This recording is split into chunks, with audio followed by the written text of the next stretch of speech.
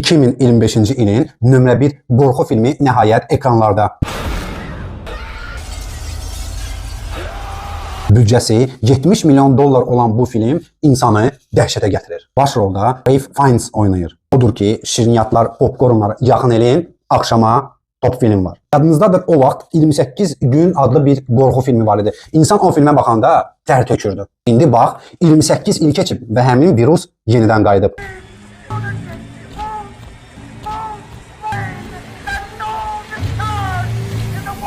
Zombilər insanları rahat buraxmır. Dəhşətli dərəcədə məhv eləyirlər. İlk öncə hər şey sakit görünürdü. Amma təhlükə sən demə bitməyib. Virus gizli halda öz vaxtını gözləyirdi. Nə deyim?